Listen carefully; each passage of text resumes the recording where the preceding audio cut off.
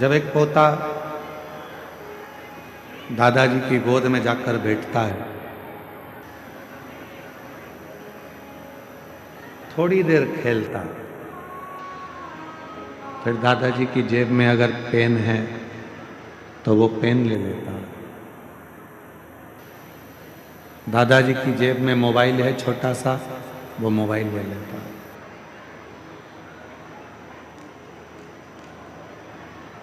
दादाजी के पास में अगर कोई चश्मा रखा है, वो चश्मा ले लेता।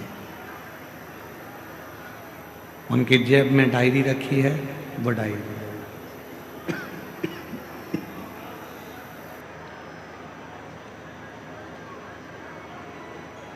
पोते को चश्मे से मतलब नहीं है,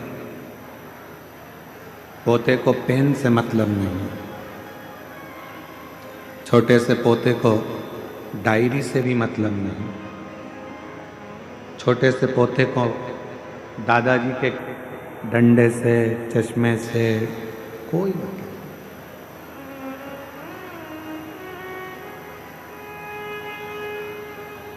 और दादाजी को भी मालूम है कि इसको चश्मा कोई काम का नहीं है, इसके लिए पेन कोई काम का नहीं है, इसके लिए ये जितनी सामग्री जो ले रहा है ये कोई काम की नहीं। फिर भी उसके दादा उसको दे देते हैं, प्रेमवश, प्यार के वश। उसी तरह जब हम हमारे बाबा वैद्यनाथ जी के चरणों में आते हैं, देवघर आते हैं, हम उज्जैनी महाकाल जाते हैं, हम बाबा विश्वनाथ जी की धरा काशी में जाते हैं, जब हम सीहोर कुबरेश्वर धाम पर जाते हैं, तो हम भी, आप भी भगवान के पोता पोती हो, भगवान के बेटा बेटी हो। जब गोदी में बैठते हो तो कुछ ना कुछ बाबा देकर जरूर भेजते हैं।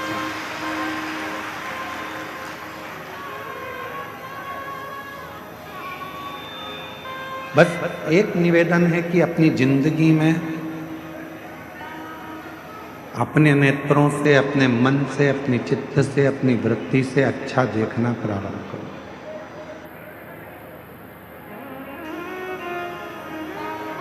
आप जितना अच्छा देखोगे उतना अच्छा आपकी जिंदगी में प्राप्त होगा। और मैंने तेरे ही भरोसे बाबा, तेरे ही भरोसे हवा विच उड़ती जावांगी बाबा, डोर तो छड़ी नाम कटी जावांगी। भोले मैं तेरी पतंग, शंभो मैं तेरी पतंग। व्यक्ति जिंदगी में सबसे ज्यादा सुखी कब होता है? व्यक्ति के जीवन में सबसे ज्यादा सुख कब आता है? जब मुझ सब में अच्छाइयां ढूंढना प्रारंभ करते। भोजन करने बैठा है तो उसमें भी अच्छाई ढूंढे। आज बाबा की कृपा है, थोड़ा मान लो तेल कम डला, मसाला कम डला, तो भी बाबा को धन्यवाद दो कि आज बाबा ने कृपा कर कर अच्छा बनाया। पकवान मिल गया, लड्डू मिल गया, पेड़ा मिल गया, बहुत सारा खाने के लिए 56 भोग मिल गया, तो भी कह दो आज बाबा ने बड़ी कृपा करी कि खूब दी। विष्णु महेश शिवलिंग के रूप में विराजमान, त्र्यंबक विष्णु। फिर वर्णन आया है वैद्यनाथ जी का, जिन वैद्यनाथ जी की पवित्र भूमि पर शिव महापुराण की कथा अपन श्रवण कर रहे हैं, जिनका वर्णन हमने पहले भी करा। रावण शिवलिंग लेकर जा रहा था, बेजू वाले ने शिवलिंग को लिया, रखा, रावण से उठा नहीं, अपने हाथ के अंगूठे से रावण उस शिवलिंग को माता सती के हृदय की ओर दबा दिए और वो शिवलिंग यहाँ बाबा वैद्यनाथ जी के रूप में विराजमान हो गया। अगला वर्णन है श्री नागेश्वर बाबा का दारूक नाम के राक्षस का संहार करने के लिए भगवान नागेश्वर बन गए।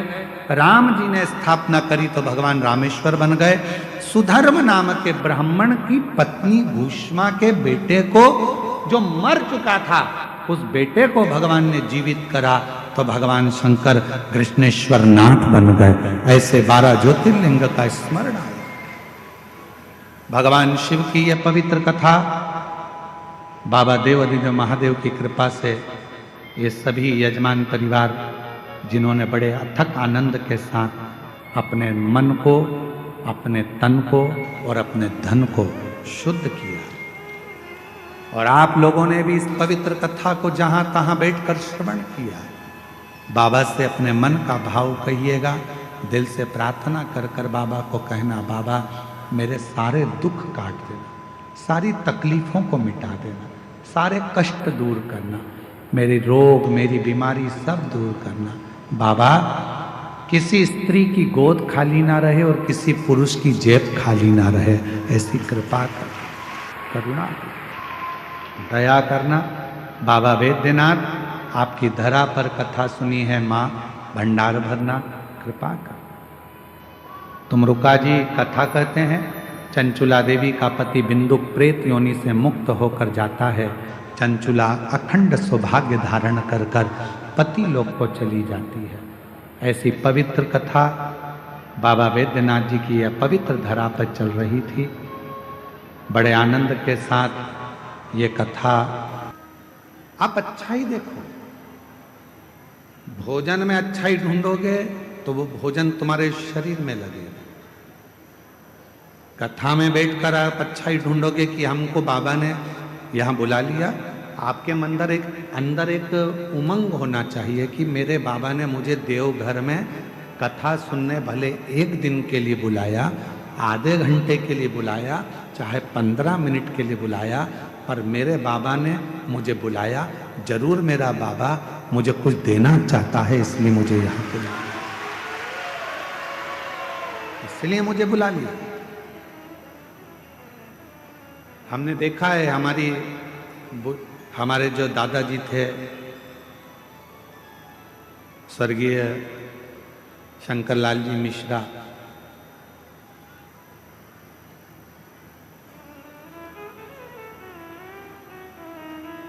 हमारे परिस्थिति तो ऐसी नहीं थी कि हमारे पास में बहुत सारा धन हो। उस समय पर तो बस एजुकेशन अच्छे से हो जाए, पढ़ाई अच्छे से हो जाए, वही प्रभु से कामना करते थे। एक लकड़ी के चारपाई का एक खटिया पलंग था जिस पे हमारे दादाजी सोते थे।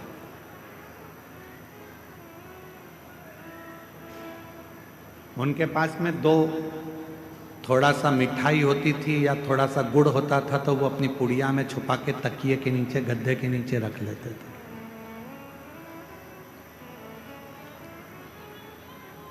और जब हम अकेले दिखते थे तो आवाज लगाते थे, छोरा इधर आ, मोड़ा इधर आ, और तकिए के नीचे से हमारे दादा स्वर्गीय श्री शंकरलाल जी मिश्रा जी उसमें से थोड़ा सा गुड़ निकाल कर हमको दे देते थे कि ले चुपचाप से खा लेना, किसी को बताना मत ही, मेरे पास इतना ही था, ये रख ले। इशारा कर कर बुलाते थे, अपने पास बिठाते थे पलंग पर और कुछ निकाल कर दे देते। आप भी याद रखना, इशारा कर कर बुलाते थे, अपने पास से निकाल कर दे देते थे। उसी तरह 7 दिन नहीं, 5 दिन नहीं, 3 दिन नहीं, 1 दिन की भी अगर शिव पुराण की कथा मिल जाए, समझ लेना दादाजी ने तुमको कुछ निकाल कर देना चाहा है, इसलिए बुलाया, इसलिए बुलाया। कुछ कृपा कर भोले बाबा, मेरा शंकर, मेरा त्रिकालदर्शी, कैलाशी, अविनाशी, मेरा शिव,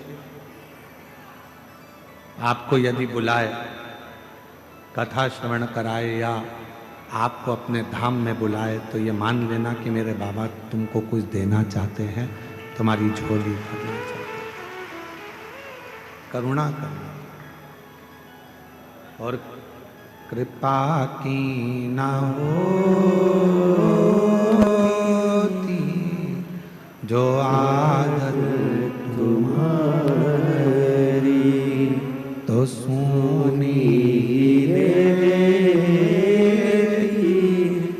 अकाल तुम्हारी, गरीबों के दिल में जो जगा तुम न पाते, तो किस दिल में होती इबादत तुम्हारी, दया की न होती जो आदत तुम्हारी। अगर प्रभु कृपा ना करता, आपकी झोली ना भरता, तो ईमानदारी से बोलो, आपके दरवाजे पर तो कोई निमंत्रण देने भी नहीं गया। कोई पीले चावल देने के लिए कोई पंपलेट, कोई बैनर आपके शहर में भी नहीं लगाया गया। कोई सूचना आपके गांव में, नगर में नहीं दी गई। उसके बाद भी आप लगभग 7 दिन में लगभग 35 लाख से ज्यादा शिव भक्तों ने शिव महापुराण की कथा को सुना। सोशल मीडिया पे अलग, आस्था पर अलग, केवल पंडाल की बात चल रही है कि 7 दिन में कम से कम 35 लाख शिव भक्तों ने शिव पुराण की कथा को सुना। कोई निमंत्रण नहीं, कोई चावल नहीं, कोई कुछ आपको पहुंचाया नहीं, उसके बाद आप यहाँ आए हो कथा सुनो।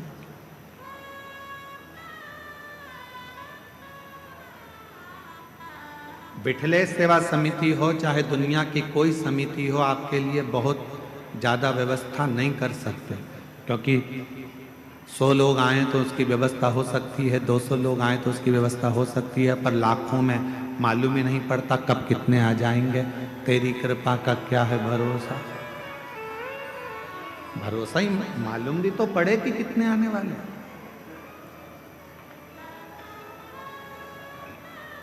अच्छा देखते,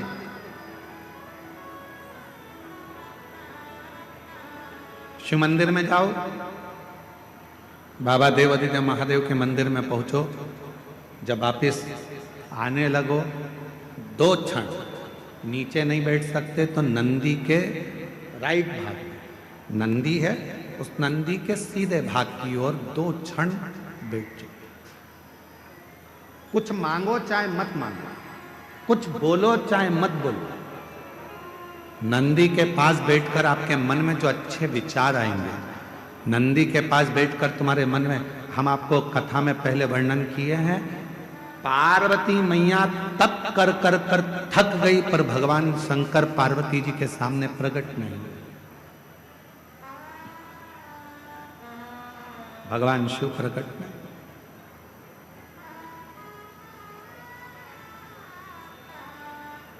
यहां तक कि मां पार्वती जी का नाम अर्पणा पड़ गया, पूरा शरीर मां पार्वती जी का काला पड़ गया, दुबली हो गई, दुर्बल, बेहोश होकर चक्कर खाकर जमीन पर गिर गई, तो भी शिव नहीं आया। शिव कब आए?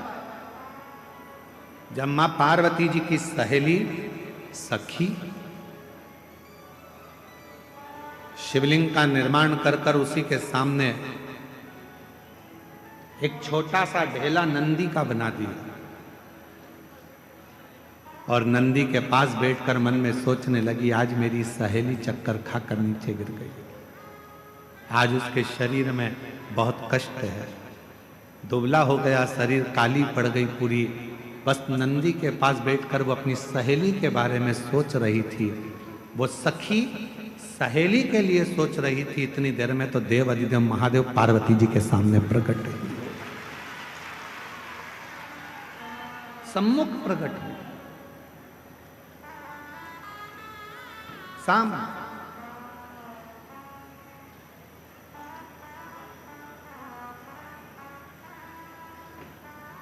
पार्वती जी तो चक्कर खाकर नीचे गिरी हुई थी, अर्पणा उनका नाम हो गया था, शरीर काला पड़ गया था, दुर्बल शरीर हो गया था, पर उनकी सहेली ने नंदी के पास बैठकर पार्वती जी का स्मरण करा कि मेरी सहेली का यह हाल हो गया, और नंदी ने सुना।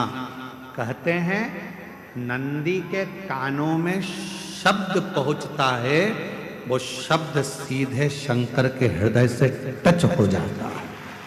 शिव के हृदय से।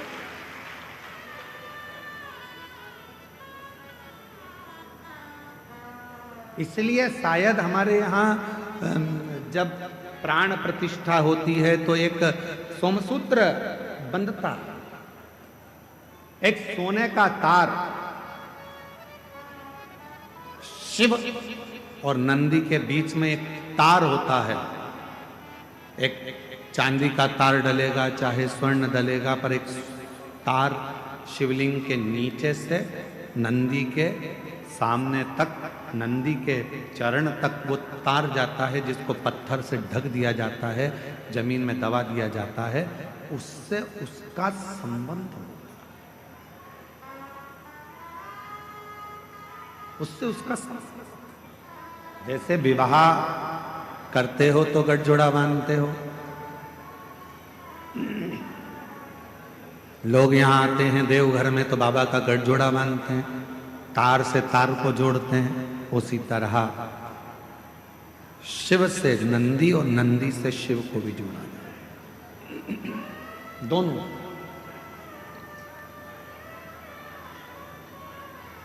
इसीलिए शायद कहते हैं कि हम जब नंदी के पास 2 क्षण के लिए बैठते हैं और अपने मन की कुछ कामना करते हैं, कोई बात करते हैं, कोई हृदय।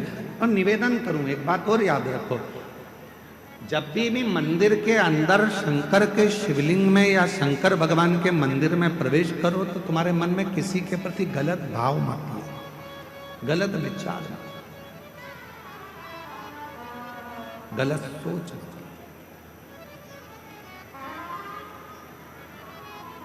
गलत विचार आएंगे तो वो गलत ही होगा। आप लोगों में से कई माताएं ऐसी हैं, कई भाई ऐसे हैं, कई मेरी बेटियां ऐसी हैं, कई मेरे बेटे ऐसे हैं, कई मेरी जीजियां ऐसी हैं, कई मेरे जीजा ऐसे हैं, कई माताएं ऐसी हैं, कई पिता ऐसे हैं, जो दिन में मंदिर में जाते हैं तो भगवान के सामने जाकर सोचते हैं अब तो मर जाऊं तो अच्छा, बहुत परेशान हो गई भगवान, इतनी कष्ट की जिंदगी जी रही हूं कि अब तो मर जाऊं तो अच्छा। तो मरना तो सबको है, कोई अमर बूटी खाकर पैदा नहीं हुआ संसार। बड़े बड़े सूरमा भी चले गए तो बड़े बड़े एक्टर भी चले गए तो बड़े बड़े प्रतिष्ठित भी चले गए, मरना तो सबको है। तो ये विचार क्यों करना कि मर जाऊं तो अच्छा, मेरा तो जीवन ही ऐसा हो गया। हे भगवान, अपने आप को दिन रात कोसते रहते हो कि मैंने तो अपनी जिंदगी बर्बाद कर ली, मेरा तो जीवन ही बेकार हो गया, काहे को भगवान मुझे जन्म दे दिया। हे भगवान, मेरा जीवन ऐसा हो गया, हे भगवान, मेरा जीवन ऐसा हो गया। क्या कमी रखी परमात्मा ने?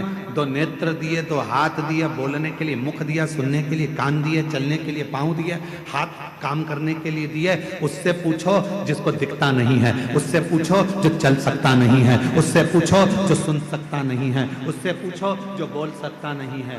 परमात्मा ने तो कृपा कर कर आपको ये शरीर दिया है, उस शरीर का सदुपयोग करो, तारीफ करो, तूने बड़ी कृपा करी। पति अगर थोड़ा कष्ट दे रहा है, भगवान से प्रार्थना करना, अच्छा हुआ दूसरे कष्ट देते हैं, कर्म का दंड तो मुझे भोगना है। कोई दूसरा कष्ट देता तो मुझे अच्छा नहीं लगता, अच्छा हुआ मेरा पति ही मुझे कष्ट दे रहा है। पत्नी कष्ट दे रही है तो भगवान को प्रार्थना करना, दूसरा कोई कष्ट देता तो सहन नहीं कर पाता, अच्छा हुआ कि मेरी पत्नी मुझे कष्ट दे रही है, मेरे कर्म का दंड तो मैं भोग रहा हूं, दूसरा तो नहीं भुगता रहा, अपने घर के भुगता रहा। बेटा अगर कष्ट दे रहा है तो परमात्मा को धन्यवाद देना, अच्छा है यहीं पर कर्म का दंड भोग लूंगा, अगली बार तू जन्म देगा तो कम से कम राम जैसा पुत्र तो देगा, ऐसी कृपा करना। सब कर्म हमें यहीं भोग चले, सब।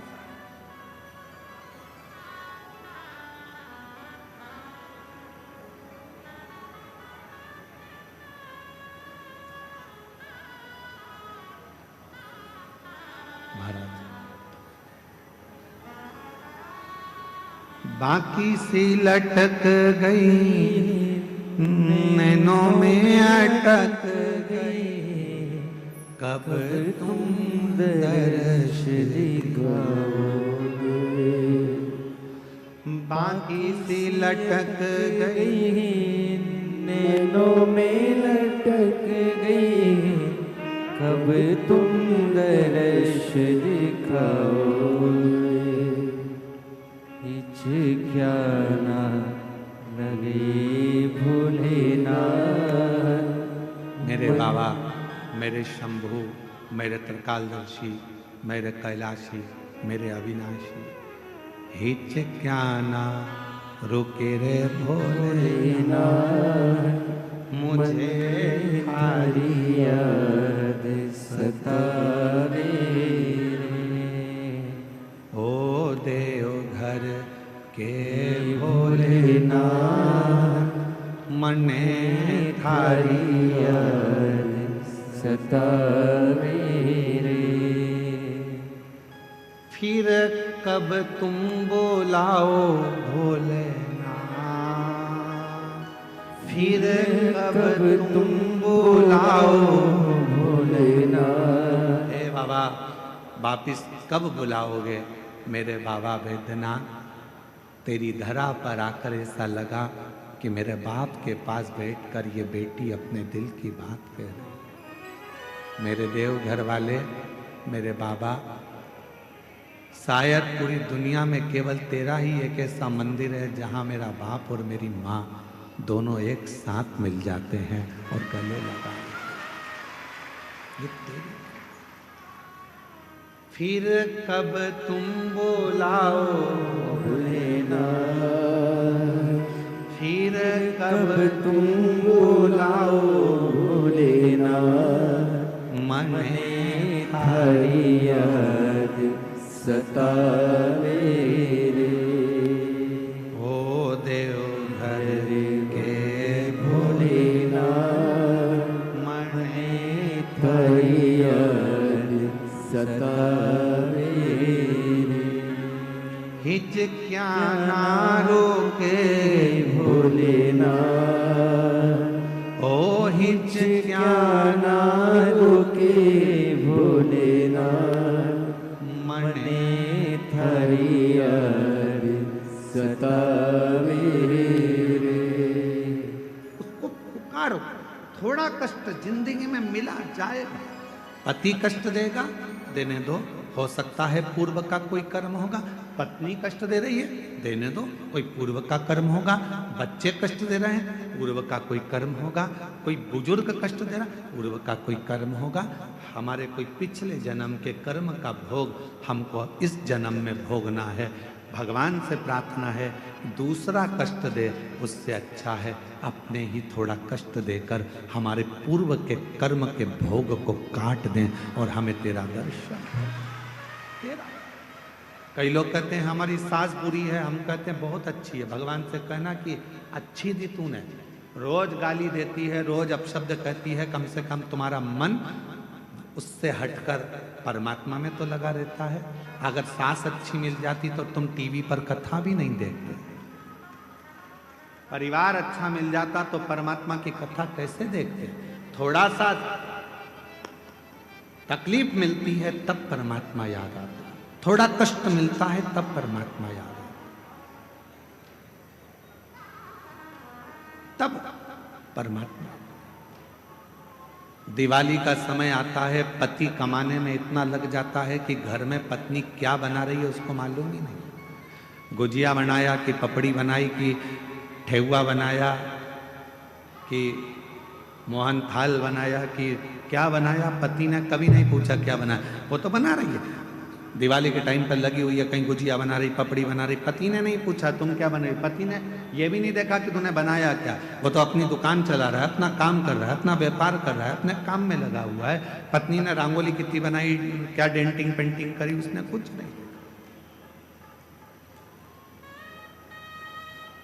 जब दिवाली निकल जाती है, दुकान पर ग्राहक कम हो जाते हैं, तब पति कहता है ला बताना जरा क्या बनाया था तूने। गुजिया, पपड़िया, खुरमे, चकली, ये वो सब लेकर आई। पर्दे तो अच्छे लेके आई तू बाजार से। हाँ सुनो, तो वो देखो मैंने ये क्या चौक भी डाला है, बहुत अच्छा चौक डाला। दिवाली के बाद, दिवाली तक तो पति लगा रहा काम में, दिवाली के बाद फिर उसने देखा कि कितना कितना पत्नी ने करा है, कितने पर्दे लाई है, कितना बनाया है, कितना रखा है, कितना दिया है। तब देखा उसने अभी 7 दिन तक तो तुम सब कथा के पंडाल में थे, समझो कि दिवाली मना रहे थे। अब यहां से जाने के बाद मालूम पड़ेगा कि भोलेनाथ ने कितना कितना दिया है, क्या क्या करा है, क्या क्या प्रदान किया। अभी तो तुम अभी तो तुम यहाँ अभी तो दिवाली मना रहे हो, पटाखे फोड़ रहे हो। अभी तो तुम्हारी दिवाली चल रही है। दिवाली किसी ने आतिशबाजी कर दी, किसी ने फुलझड़ी चढ़ा दी। अभी तो दिवाली चल रही है। और हमारे यहाँ दिवाली पर ऐसा होता है, कई बार देवरानी जेठानी एक साथ बैठ के पपड़ी बना लेती है, देवरानी जेठानी मिलके गुजिया बना लेती है। तो कई देवरानी जेठानी यहाँ पर भी बैठ के अपना अपना सामान निकाल के एक दूसरे को बांट के खा गई। दिवाली मनाई है। अब दिवाली तो तुमने मना ली पूरी, अब अपने घर जाओगे, पूरा मेला समाप्त होगा। जब अपने घर पहुंचोगे तब मालूम पड़ेगा कि अपन को अब दिवाली पर अपन ने मिठाई कितनी बनाई है, कितनी रंगोली डाली, कितना पर्दा, कितना सामान आया। बस तुमने जब दिल से 7 दिन की शिव पुराण की कथा देवघर की सुनी है तो घर पहुंचकर मालूम पड़ेगा कि पर्दे कितने बदले हैं, कितना गुजिया पपड़िया अर्थात कितना मेरे बाबा ने तुम्हारी झोली में भंडार भर कर दिया है। अभी नहीं, अभी तो तुम दिवाली बनाओ, अभी तो तुम्हारी दिवाली, अभी क्या सोचना। पहुंच कर देखेंगे कि हमको बाबा ने निवासी हमारा ओ भोला, सब दुख काटो हमारा ओ भोला, सब दुख काटो हमारा।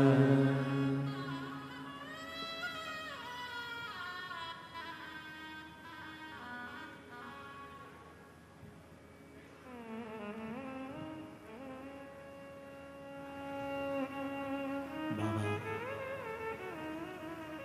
देवादिदेव महादेव भगवान शिव, ओगड़दानी भगवान शंकर की पवित्र कथा कर पिता मानकर एक रिश्ता परमात्मा से जरूर जोड़ो।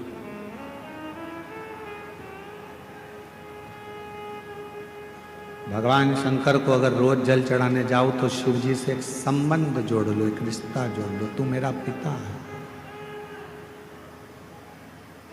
तू मेरा सखा है, तू मेरा भाई है,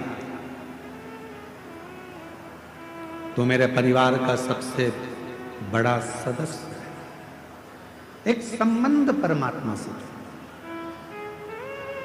और ऐसे दयालुनाथ से रिश्ता बनाइए, ऐसे दयालुनाथ बोलो बोलो बोलो रिश्ता बनाइए, मिलता रहेगा आपको जो कुछ भी चाहिए, मिलता रहेगा आपको जो कुछ भी चाहिए। ऐसा करिश्मा होगा जो हुआ कभी नहीं, ऐसा करिश्मा होगा जो हुआ कभी नहीं। मांगा है भोलेनाथ से वरदान एक ही, मांगा है भोलेनाथ से वरदान एक ही, मांगा है भोलेनाथ से वरदान वरदान एक ही। कृपा बनी रहे जब तक है जिंदगी, तेरी दया बनी रहे जब तक है जिंदगी। ये मानव का शरीर जब तक रहे आपकी कृपा, आपकी दया, आपकी दृष्टि। एक कितना सुंदर संवाद शिव महापुराण में आता है। जिस समय पर भगवान देवाधिदेव महादेव ने मंथन में निकला हुआ विष पी लिया और वो विष कंठ में उतर गया, वो विष। तब माँ आद्य शक्ति, माँ दुर्गा भवानी, माँ पार्वती जी को मालूम पड़ा कि मेरे पति ने, मेरे भोले बाबा ने विष पी लिया, विष धारण कर लिया मेरे शरीर, विष पी लिया मेरे शरीर। सहन नहीं हुआ माँ पार्वती से कि मेरे भोले बाबा, एक तो शिव भोले, भगवान शंकर बड़े सरल सहज।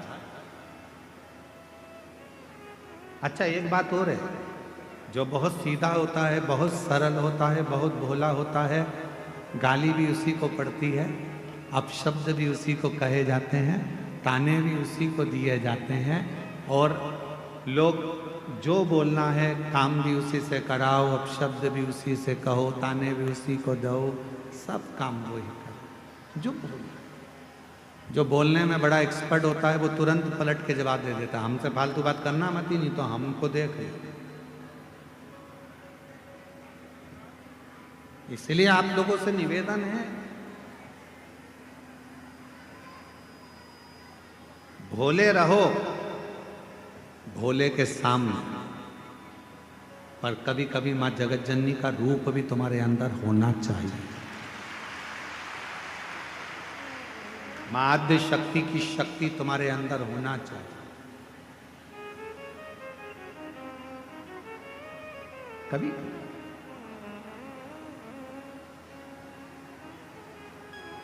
मंदिर जा रहे हो, शिवालय जा रहे हो, पूजन करने जा रहे हो, कोई आपको अगर पलट कर अपशब्द कह रहा है तो उसको जवाब देने की जवाबदारी आपकी। ठीक नहीं है।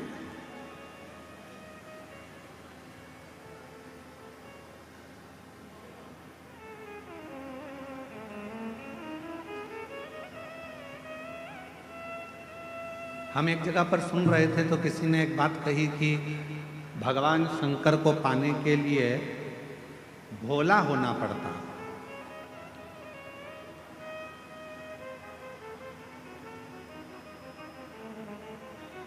भगवान देवाधिदेव महादेव को पाना है तो आपको बहुत भोला बनना पड़ेगा। हम किसी के सुन रहे थे तो उन्होंने कहा, पर हम कहते हैं, ये व्यासपीठ कह रही है, शिव महापुराण कथा वर्णन कर रही है, इतना भी भोला ना बनिएगा कि लोग आपको चूना लगा कर चले जाए। भोले बनो, हम मना नहीं करेंगे, पर इतना भोला ना बनिएगा कि लोग आपको चूना लगा दें। भजन करो, स्मरण करो, शिव मंदिर जाओ, सत्संग करो, शिव की भक्ति करो, मना नहीं है, पर ये भी नहीं कि लोग हमको पागल समझ लें या हमको चूना लगा कर चले जाएं, ऐसा भोलापन। भक्ति करो, मना नहीं। और भजन में जो सुख है, भजन में बस इतना याद रखना कि संपदा का सुख मत देखो, भजन में आप व्यवस्थाओं का सुख मत देखो। मेरी कई जीजियां यहाँ बैठी हैं, कई जीजा मेरे यहाँ बैठे हैं, कई बेटियां यहाँ बैठी हैं, कई बेटा यहाँ बैठे हैं, कई बुजुर्ग माँ बाप यहाँ पर बैठे हुए हैं, कई चैनल वालों ने, कई मीडिया वालों ने, कई पत्रकारों ने, सब ने पूछा कि यहाँ तुम्हें कैसा लग रहा है। सबने एक ही बात कही, यहाँ जैसा तो हमें स्वर्ग कहीं नहीं मिला जो हमने 7 दिन शिव पुराण में। फिर किसी ने पूछा कि तुम कहीं गई थी, तुम्हें कुछ मिला था शिव पुराण में, तुम कैसे आई हो? तो किसी ने कहा कि बस बाबा की कथा है, ये तो मालूम था, पहले ही मालूम था कि भीड़ बहुत आएगी। तो हम पहले से ही विचार बनाकर गए थे कि भीड़ तो आएगी, व्यवस्था अपने को खुद करना है, अपना बिछाओ, अपना ओढ़ो, अपना खाओ, आनंद पाओ और हर हर। पर जो शिव महापुराण की कथा में जो कुबेरेश्वर धाम से, ये कुबेर भंडारी की भूमि से, ये शिव महापुराण की कथा जब किसी नगर में, किसी गांव में, किसी क्षेत्र में, किसी खेड़े में, किसी कॉलोनी में, किसी सोसाइटी में, ये कुबेरेश्वर बाबा की ये पोथी जो कुबेर धाम से चलती है, सीहोर से चलती है, नहीं खाली उसे लौटाया वो मन ही मन हर्षाया और कर दिया माला माल काशी वाले ने लुटा दिया भंडार काशी वाले। शिव उपासना का फल मिलता है, भगवान शंकर की उपासना का फल जरूर। जहर विष शिव के कंठ पर गया। मेरी माता जगत जननी जगदम्बा अम्बा महारानी को मालूम, माँ दुर्गा भवानी को मालूम पड़ा कि कंठ में विष आ गया, कंठ में विष।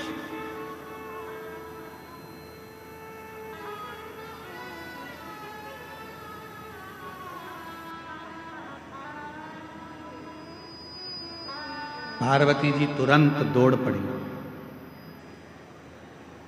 बाबा बाबा बाबा, भोलानाथ भोलानाथ, शंभुनाथ, त्रिकालदर्शी, कैलाशी, अविनाशी अविनाशी कहती कहती मेरी माँ दौड़, मेरी माता दौड़ पड़ी, पहुंची। भोले बाबा का जब स्वरूप देखा मेरी माता ने तो पूरा शरीर नीला पड़ रहा था। बोल नीलकंठेश्वर महादेव की जय। पूरा शरीर नीला पड़ रहा था। पार्वती जी ने भगवान के स्वरूप का दर्शन किया। स्वरूप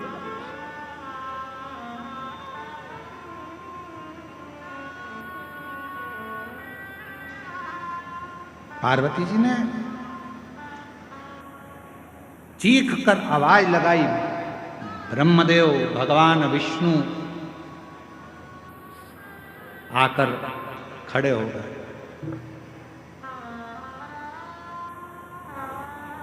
ब्रह्मदेव और भगवान विष्णु आकर खड़े हो गए। आद्य शक्ति मां दुर्गा भवानी का जो स्वरूप देखा तो गुस्से में लाल थी, क्रोध आ रहा था, नेत्र ज्वाला लाल थी, भयंकर। जब नेत्र ज्वाला लाल थी तो उनको देखकर आश्चर्य में पड़ गए भगवान स्वयं ब्रह्मा विष्णु स्वयं।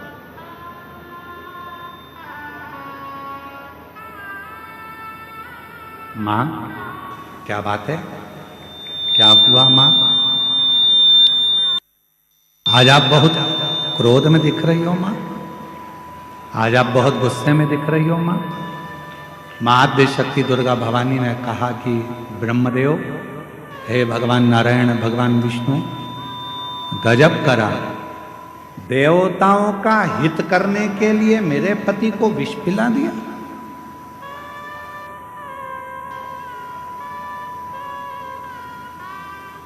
देवताओं का हित करना था तो मेरे पति को विष। भगवान नारायण ने, भगवान ब्रह्मा जी ने मां आद्य शक्ति दुर्गा भवानी के हाथ जोड़ा, निवेदन, मां 33 कोटि देवताओं में कोई देवता ऐसा नहीं है कि इस विष को पचा सकता। बुराई को पचाना, निंदा को पचा लेना, अपशब्दों को पचा लेना, तानों को पचा लेना, आड़े टेढ़े शब्द व्याख्यान को पचा लेना, यह हर किसी के बस की बात नहीं है। लोग आपको गाली देते हैं और आप पचा लो, ये बहुत बड़ी बात है। लोग आपको बद्दुआ दे रहे हैं, श्राप दे रहे हैं, आड़ा टेढ़ा कह रहे हैं, उसके बाद भी आपके मुख से कुछ ना निकले, आपने वो पचा लिया। लोग आपको आड़ा टेढ़ा कहें तो भी आप पचा ले रहे हो। यह कोई सहज वाली बात नहीं है। दुनिया के ताने, गाली, अपशब्द, आड़े टेढ़े वचन वही पचा सकता है जिसके दिल में और जिसके दिमाग में स्वयं शिव समाया होता है। भगवान शंकर होंगे तो पचा पाओ। पत्नी ने कुछ किया, पचा गया। परिवार वालों ने कुछ किया, पचा गया। कोई ने कुछ बोला, पचा गया। घर के लोग कहते रहे ये तो हमारे तो सुनते ही नहीं है, ना जाने इनको क्या पड़ा रहता है, सबसे हेत बनाकर चलते हैं, सब लूटे जा रहे हैं, सब लिए जा रहे, सब ऐसा किए जा रहे, इसके बाद भी इनके मुख से आवाज नहीं निकलता। अरे भाई, शिव कथा कहती है, भगवान शंकर का सुंदर कथा वर्णन करती है। कुएं में से लोटा भरकर पानी लोग निकालते रहेंगे तो उस कुएं में नया जल भी बाबा की कृपा से आता ही रहेगा। क्या उसने तुमको गाली दे दी, उसने तुमको अपशब्द कह दिया, उसने आड़ा टेढ़ा कह दिया, उसने ऐसा बोल दिया, उसने तुमको श्राप दे दिया, उसने तुमको बद्दुआ दे दी और तुमने पलट कर जवाब नहीं दिया। अरे भाई, जवाब देना होता तो मेरे महादेव के सामने विष का कटोरा आया और मेरे बाबा चाहते तो विष के कटोरे को वापिस कर देते कि तुम पियो देवताओं, जब अमृत पी रहे हो तो विष भी पियो। पर मेरे बाबा ने अमृत की चाह नहीं रखी, विष पी गए। इसीलिए शायद सारे देवता देवता कहलाते हैं और मेरा देव महादेव कहलाता। विष पी गए इसलिए देव महादेव हो गए। दूसरों के शब्दों को, अपशब्दों को, आड़ा टेढ़ा वचन को, कुछ भी बोलने वालों को सुनते जाओ, सुनते जाओ। भटकने वाले भटकते रहेंगे, कहने वाले कहते रहेंगे।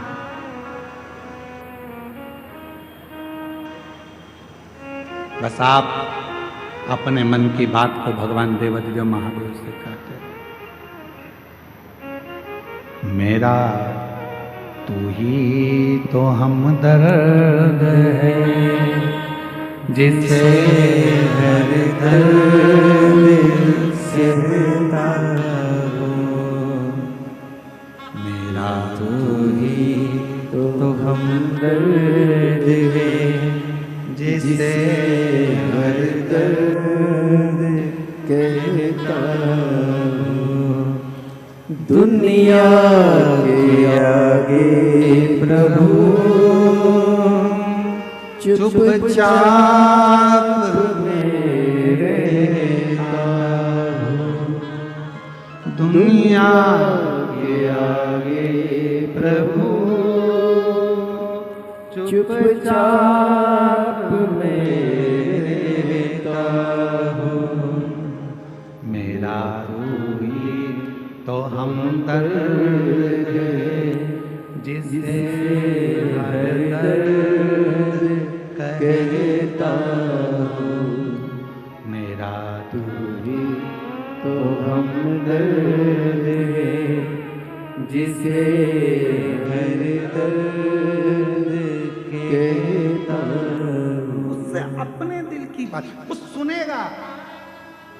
उसके पास में बैकुंठ जैसा सुख नहीं है, उसके पास में वैभव नहीं है। तुम्हारे को तकलीफ हो और तुम किसी करोड़पति व्यक्ति के पास जाकर अपना दुखड़ा रोना, वो नहीं सुनेगा। पैसे वाले व्यक्ति के पास जाकर दुखड़ा रोना वो नहीं सुनेगा। धनपति के पास जाकर दुखड़ा रोना नहीं सुनेगा। जो तुम्हारे लेवल का होगा, तुम जिस भाव के हो, तुम साधारण हो और वो भी अगर साधारण होगा तो तेरे दुख में उसकी भी आंख से आंसू बहता रहेगा। मेरा शिव है ऐसा, वो बैकुंठ में नहीं रहता, वो ब्रह्मलोक में नहीं रहता, वो इंद्रलोक में नहीं रहता। मेरा शंकर भगवान पत्थर पर बैठता है, क्योंकि पत्थर पृथ्वी पर होता है। पृथ्वी का देवता है वो, देवाधिदेव महादेव है वो। आपके साथ रहता है, आपके बीच में रहता है। जैसा आपका टूटा हुआ झोपड़ा है वैसे ही उसकी टूटी हुई झोपड़ी, टूटा हुआ घर है, उसका भी एक गुफा है। जैसे आपके बच्चे हैं वैसे उसके भी बच्चे। जैसे आपकी जिंदगी में कितना कितना सुनना पड़ता है, महादेव को भी सुनना पड़ता है।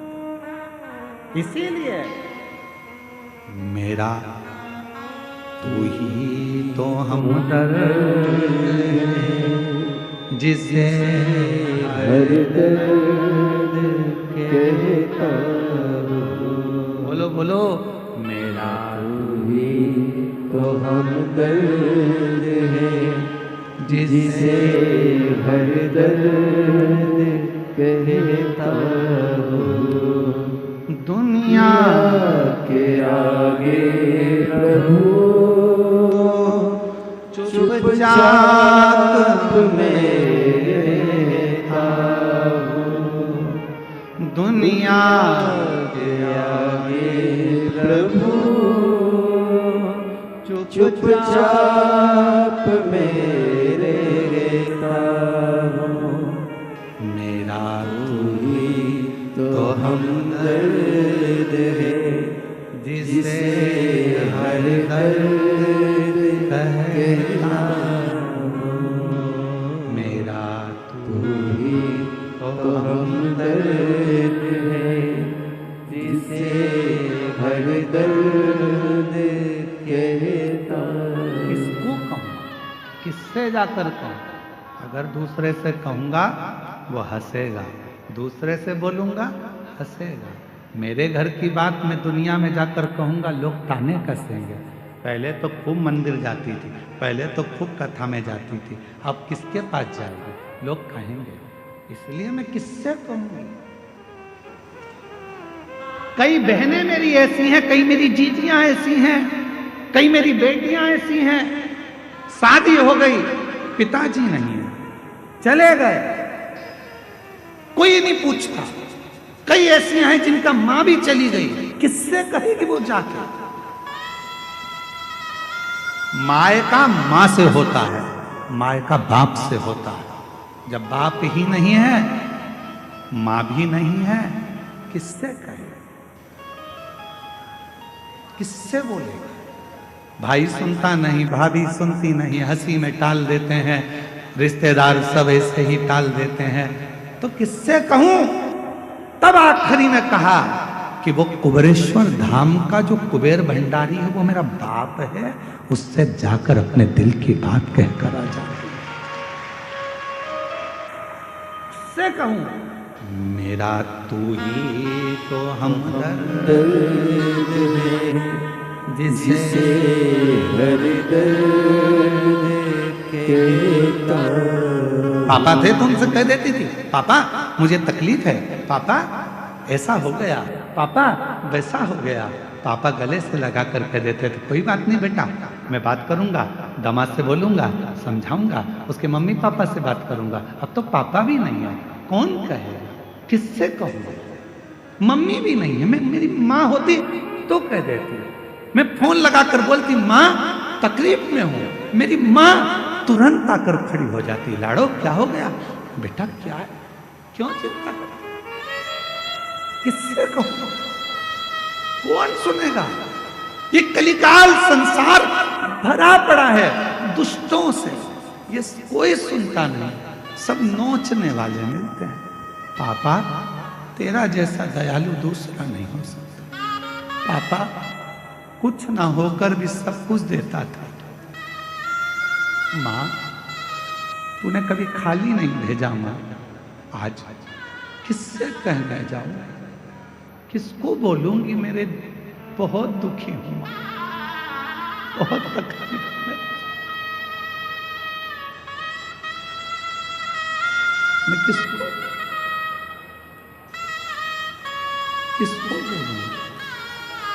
बहुत तकलीफ है,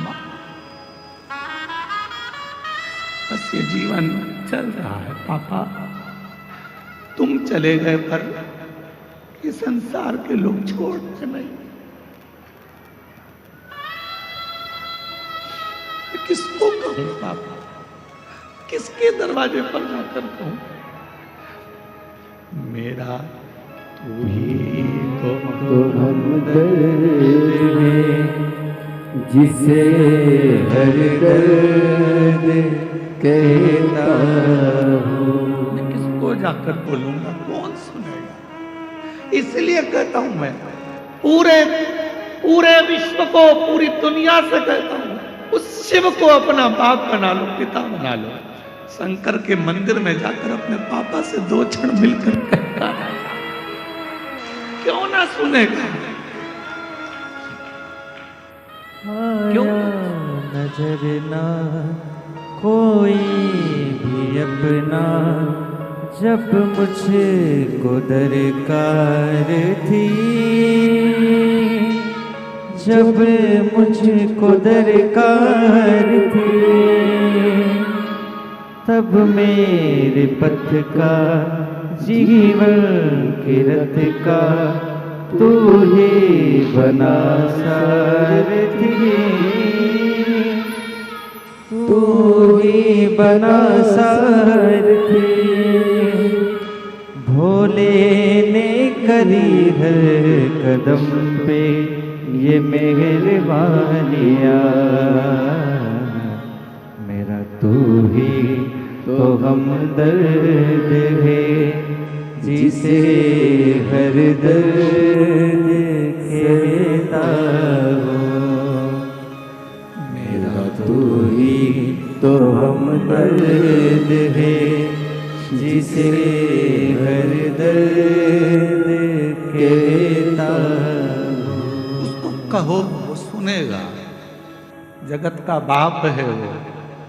कोई देवता के जीवन में भी कष्ट आता है, नाग किन्नर गंधर्व, उनकी भी जिंदगी में जब कष्ट आता है तो वो शिव को पुकारते हैं, क्योंकि वो बाप है, महादेव है।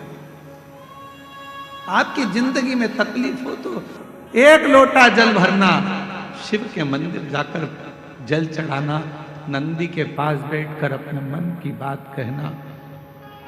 विश्वास कहता है ये व्यासपीठ का थोड़ा समय लेगा पर दुख पूरा काट देगा, अपनी बेटी को फिर सुखी कर, अपने बेटे को फिर सुखी कर दो, वापिस पुनः।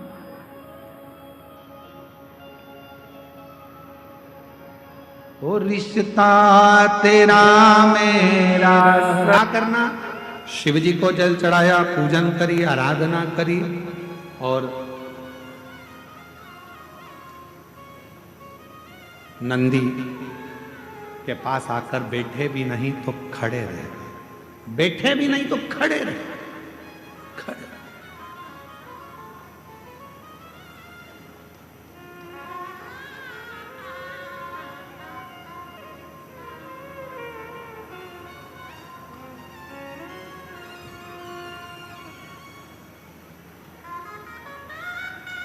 खड़े होकर तुम्हारे मन में भी जो भाव आएगा, विचार आएगा, जो तुम्हारे मन के अंदर चल रहा होगा, वो नंदी तक पहुंचेगा। शिवलिंग और नंदी के बीच में एक सूत्र बनता है, वो सूत्र पत्थर में दब जाता है, क्योंकि प्राण प्रतिष्ठा के समय पर उसको दबाया जाता है, बांधा। जब हम कोई बात कहते हैं तो भगवान शिव तक वो बात पहुंचती है, शिव तक। और मैंने तेरे ही भरोसे बाबा, तेरे ही भरोसे हवा बिच उड़ती जागी, बाबा डोर हाथों छड़ी ना में कटी जागी, भोले मैं तेरी बदन। हम जब नंदी के पास खड़े होकर अपने मन का भाव कहें, व्यक्त करें, उस नंदी के श्रवण के द्वारा, नंदी के शिव तक पहुंचे।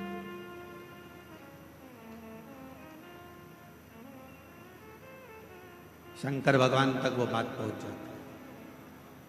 पार्वती जी की सहेली ने नंदी के पास बैठकर अपने मन में सोचा था, मेरी सहेली की ये दशा है, और शिव प्रकट हुए।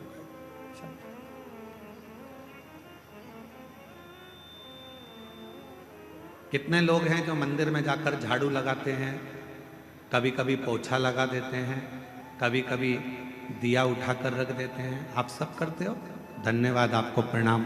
मैं नमन करता हूं आपकी भक्ति को, आपकी श्रद्धा को, आपके विश्वास करो। कभी कभी कोई व्यक्ति ऐसा होता है जो तुमको तनख्वाह नहीं देता है, पर तुम उसका काम करते रहते हो, काम करते रहते हो, काम करते रहते हो, तो वो कुछ ना कुछ तुमको दे ही देता है। खाने का देगा, पीने का देगा, कुछ भी देगा, पर देगा। उसी तरह जब हम भोले बाबा की मंदिर में जाकर सेवा करते हैं, चाकरी करते हैं, आराधना करते हैं, तो मेरा शंकर भी हमारे पूर्व के कर्म को काट कर हमारे को कुछ ना कुछ तनख्वाह देना प्रारंभ कर देता है, कुछ ना कुछ देना।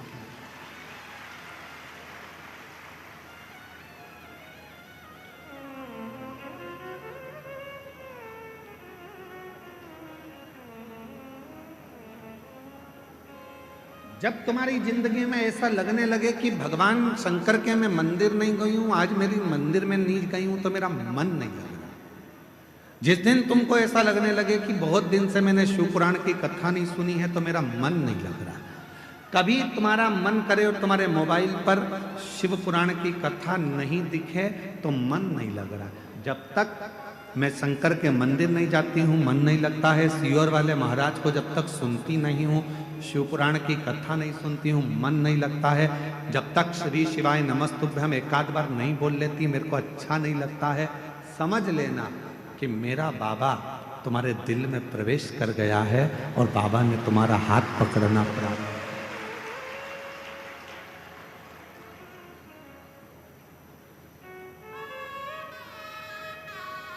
फूलों की कलियों में, देवघर की गलियों में, फूलों की कलियों में, देवघर की गलियों में, तेरे बिना कुछ कहीं ना,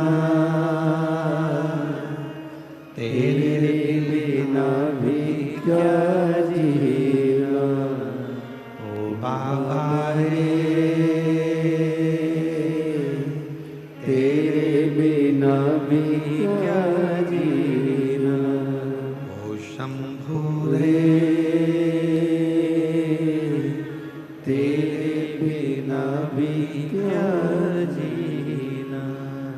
फूलों की कलियों में, देवघर की गलियों में, फूलों की कलियों में, देवघर की गलियों में, तेरे बिना कुछ कहीं ना,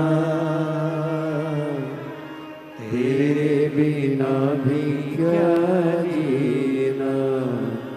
ओ बाबा रे, तेरे बिना भी क्या जीना। ओ शंभू रे, तेरे बिना भी क्या जीना।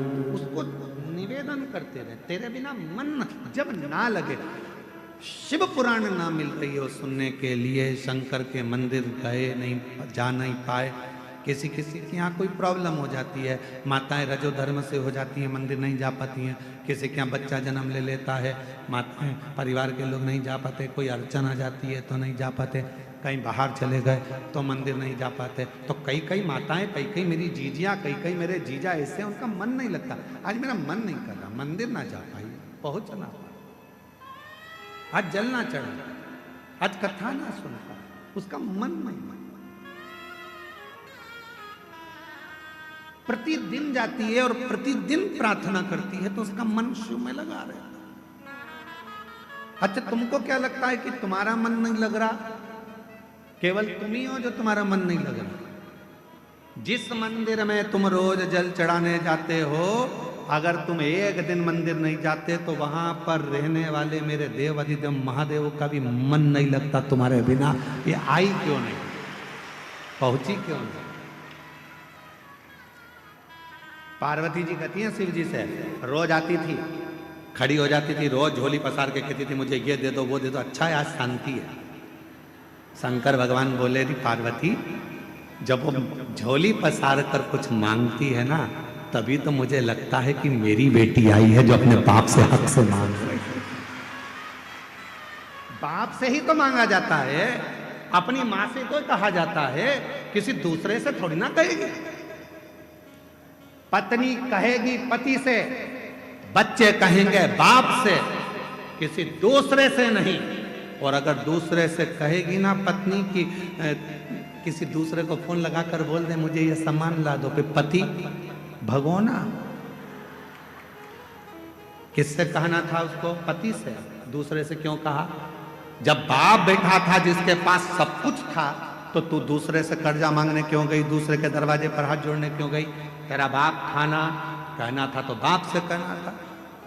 भगवान कहते हैं जब मेरी ये बेटी, जब मेरा ये बेटा एक लोटा जल चढ़ाने के लिए आता है ना, मुझसे बहुत सारी बात कहकर जाता है, मैं जान जाता हूँ ये मुझे पापा समझती है, पिता समझती है, बाबुल समझती है, इसलिए अपने दिल की बात है, हृदय की बात। और हृदय से पुकारती है, हृदय। कब से खड़ी हूँ झोली पसार, क्यों ना सुने तू मेरी पुकार। आप लोगों को आता है ये? जरा एक बार गा के बाद, ये तुमने क्या करा? देखा कि कोई सार नजर नहीं आता, तब मां भगवान शंकर के कंठ में जाकर बैठ गई और विष को अंदर जाने से रोक ली। शिव जी का नाम नीलकंठेश्वर महादेव। बोल नीलकंठेश्वर महादेव की। आगे वर्णन आया है बाबा के सुंदर प्रसंगों में 12 ज्योतिर्लिंग का वर्णन किया गया। तुमरुका जी चंचुला देवी को, जो पति प्रेत योनि में पड़ा हुआ है बिंदु, उसके मोक्षार्थ मन कामना पूर्ण करने के लिए 12 ज्योतिर्लिंग का स्मरण करा। सावधानी से सुने। प्रथम ज्योतिर्लिंग में सोमनाथ जी का वर्णन किया। चंद्रदेव को काया का रोग होने पर काया ठीक ना हो पाई, उस काया के रोग से मुक्त कैसे होंगे? और श्राप देने वाला कोई दूसरा नहीं था। चंद्रदेव को जो श्राप दिया वो उन्हीं के ससुर ने दिया, दक्ष प्रजापति। बुरा चाहने वाला कोई दूसरा नहीं होगा, कोई अपना ही होगा जो आपके लिए बुरा सोच रहा हो, दूसरे को कोई मतलब नहीं। श्राप मिला, शिव की आराधना चंद्रदेव ने करी और बाबा की कृपा से चंद्रदेव का काया का रोग समाप्त हुआ।